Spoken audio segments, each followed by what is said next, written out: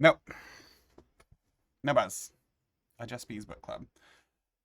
In my continuing saga of um, copying Just King things by reading Stephen King in publication order, I read Night Shift by Stephen King. Following up Rage, a truly bad book. Is Night Shift a really mixed bag? Don't have a ton to say. Hey, go listen to Just King things. They do much better than I'm going to. I'll say that every time I do one of these. Jerusalem's Lot. It is the most Lovecraft I've ever seen King do up to this point in his career. It's just a Lovecraft story. It's pretty good. Pretty solid. Graveyard Shift, delightful. Just a bunch of rats, really fucked up. Big old gross rat at the end there. Good Stephen King horror shit. Night Surf, very boring. Is that the one? No, the next one. It's like a post-apocalyptic thing, and stuff happens. It's fine. I Am the Doorway might be worse written than Rage. Let me just flip over here real quick. 95 at this point. I'm just gonna read the first like page and a half, and I would like for you to listen for when I say things about seeing, and then we'll see how that works out when I hit the end. Richard and I sat on my porch, looking out over the dunes to the Gulf. The smoke from his cigar drifted mellowly in the air, keeping the mosquitoes at a safe distance. The water was a cool aqua, the sky a deeper, truer blue. It was a pleasant combination. A lot of descriptive words in there, huh? Also, the cigar keeping mosquitoes away seems like such a fake thing. Whatever. You are the doorway, Richard repeated thoughtfully. You are sure you killed the boy. You didn't just dream it? I didn't dream it. I didn't kill him either. I told you that. They did. I am the doorway. Richard sighed. You buried him? Yes. You remember where? Yes. I reached into my breast pocket and got a cigarette. My hands were awkward with their covering of bandages. They itched abominably. If you want to see it, you'll have to get to the dune buggy. You can't roll this, I indicated my wheelchair, through the sand. Richard's dune buggy was a 1959 VW with pillow-sized tires. He collected driftwood in it. Ever since he retired from the real estate business in Maryland, he had been living on Key Caroline and building driftwood sculptures, which he sold to the winter tourists at shameless prices. He puffed a cigar and looked out at the Gulf. Not yet. Will you tell me once more? I sighed and tried to light my cigarette. He took the matches away from me and did it himself. I puffed twice, dragging deep. The itch in my fingers was maddening. All right, I said. Last night at 7, I was out here looking at the Gulf and smoking, just like now. And go further back, he invited. Further? Tell me about the flight. I shook my head. Richard, we've been through it and through it. There's nothing. The seamed and fissured face was as enigmatic as one of his own driftwood sculptures. You may remember, he said. Now you may remember. Do you think so? Possibly. And when we're through, we can look for the grave. The grave, I said. It had a hollow, horrible ring, darker than anything, darker even than all that terrible ocean Corey and I had sailed through 5 years ago. Dark, dark, dark. Beneath the bandages, my new eyes stared blindly into the darkness. Bandages forced on them. They itched. Okay, now that I've read that like 6 times, I finally get what he's talking about with that final reveal about beneath the bandages, my new eyes, etc., etc. Um, I still don't think it works at all. um, uh, but like the amount of talking about looking he does, and then like revealing that he has eyes that are bandaged, is, I think just like straight up, basically incompetent writing. It's confusing and like not evocative at all, and I think it just I try not to be like creative writing 101 person or whatever because I often find all like alternative usages of language very interesting. Uh, that story sucks. But then we got the Mangler, which is very fun. Um, so there's a big laundry. I mean, fun is an interesting word for me to have used there. There's a big laundry machine that starts fucking just chewing through people. And it turns out it's possessed by a demon. And then it like ends by like walking through the town. great. There's really fucked up imagery in it. Everyone I've talked to about it who knows about it has like completely forgotten that there's anything to do with the demon in there, and which I think is like legit because that's super unimportant. It's just like a uh, some like hostile object theory ass shit. Shout outs to 2011. um, then we got the Boogeyman, which is good as hell. Just a dude on a therapist's couch, just full Freudian bullshit. King loves him some Freud. You have to know this if you've been reading his first few books. Shoot, these actual psychoanalytic terminology is escaping me. He's got a little fixation with Freud. Let's say he's got a little fixation with psychoanalysis. It keeps coming up and it keeps being dismissed, but it keeps coming up. It's like a little. Is that what they call a return of the a return of the repressed? It's not quite that, but it's that would have been a better joke if I just like landed it. Um, and it has a good ending. It's pure EC Comics. It even mentions Tales from the Crypt in there explicitly, so like King knows what he's doing. Uh, and it's delightful. Gray Matter is about a drunk dad who turns into ooze. um, not like a. Uh, it's one of a few stories in here that sort of focuses on like a small town liquor store, basically, which is an interesting sort of through line throughout these stories, and I appreciate that. It's spooky. It's got some spooky stuff in it. Battleground. What the hell is Battleground? 22? I finished this about a week or so ago. Oh, Jesus.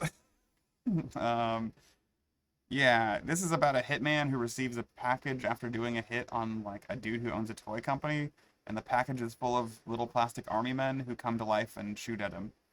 It is the first of two stories in here that have a lot to do with climbing the ledge or like having to crawl across the ledge on a very high building. So clearly something King himself was struggling with at that point in time, in terms of his own fears, perhaps. Uh, it's goofy. It's a goofy. It's like this is like genuinely a goofy story.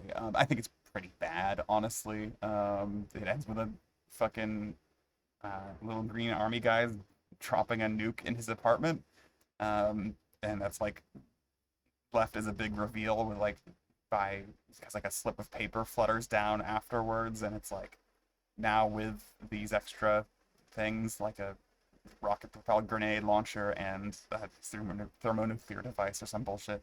Um, it's not good. Then we got trucks. Trucks is actually, I think, one of the better ones in this. I think when I was reading it, I was like a little back and forth on it, but like, it's full fucking. So it's like it's got some some Assault on Precinct 13, John Carpenter, like some Howard Hawksy, like these people are stuck in a I guess more Carpenter than Hawks, and this would be right around the same time, I guess, probably. This is copyright 76, so I don't remember exactly when Precinct 13 came out, but it's probably not too far away from there. Probably a little later, though. Maybe? Maybe not. I don't know. Anyway, point being, it's like this motley crew of people are stuck in a truck stop because the trucks have become sentient or at least predatory without any need for drivers, and they are um, haranguing these people in this truck shop stop, and so it's this group of people who have to sort of band together despite their differences and figure out a way to get away from this new threat. And it's very like American subconscious fear of not just the way that the built environment shapes the world, but also the way that the active oppression of things that are not considered people but should be perhaps considered people um, might it's a slave revolt narrative in some way, basically is what I'm like dancing around saying for some unknown reason. But also just like it's like some cool trucks start killing people. What's not to like about that? Huh? Tell me. You can't because you're not watching this because you're not a bee. Yes, you are a bee, which means you can watch this. And if you watch this, you are a bee. I think that's the metaphysics of this channel. We got Sometimes They Come Back. I remember liking this one, and I'm having trouble. Oh yeah, it's a full-on fucking ghost story, a full-on uh, a haunting. It's like a dude who watched these bullies kill his brother when he was very young. Uh, he's like now teaching high school, and he's like got a bunch of good classes, but he's got this thing called like Living with Lit, which is like a remedial English class that he teaches at the end of the day. And basically, these dudes who killed his little brother when they were in high school, and he was like in elementary school, start showing up in his class and sort of taunting him. And it's like it's got good use of the title drop and then return, where it's I think initially the Sometimes They Come Back is about the bad dreams he has about that incident, the way he dreams the powerless feeling that he felt at the time when he runs away and everything happens to him, and he mentions like, oh yeah, sometimes they come back, and then it becomes Sometimes They Come Back, like the actual revenants of these boys, these teens, these murderous greaser teens, and then they get into a big confrontation, and our protagonist summons a demon to kill him. So that's fun. A lot of fun stories in this, honestly. Some better than others.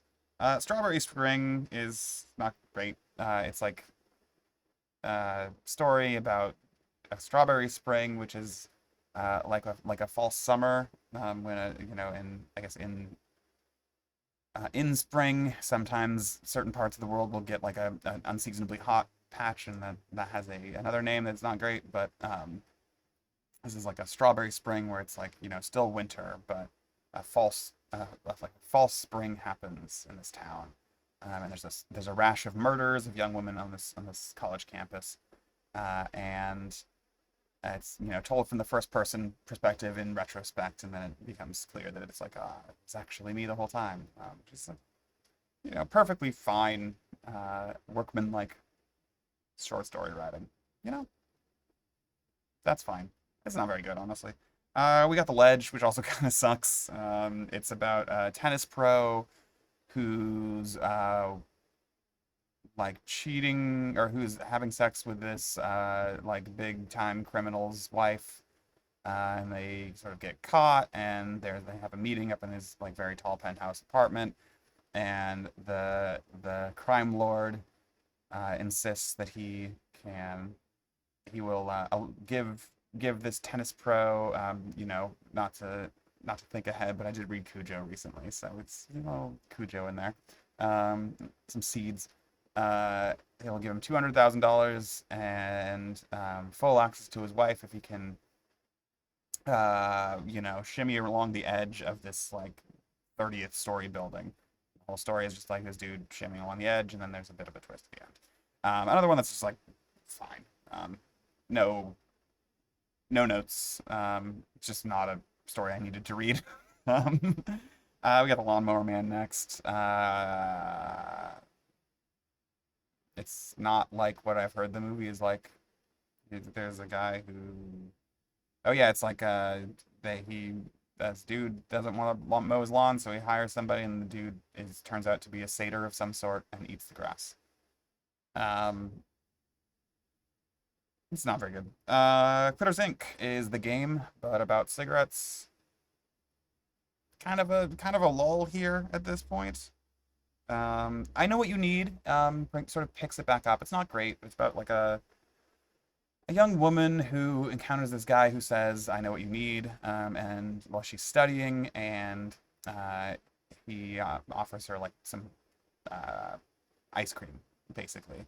And this guy sort of slowly keeps coming back up in her life, and but she's already dating somebody, and then when she's on break, the person she's dating dies in a car accident, and then she starts getting she starts sort of falling in love with this person who seems to somehow anticipate her every need in every possible situation.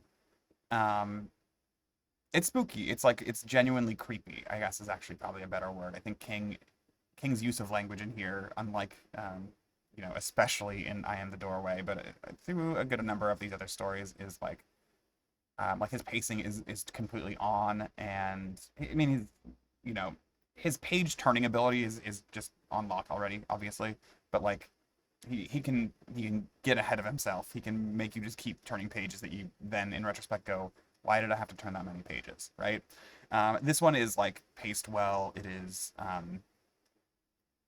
consistently creepy without having to like throw a bunch of shit at the wall. Which, hey, don't get me wrong, love shit thrown at the wall. Um, and the conclusion is goofy in a way that I'm like, that's fine. Then we got the classic, the best Stephen King film of all time, Children of the Corn.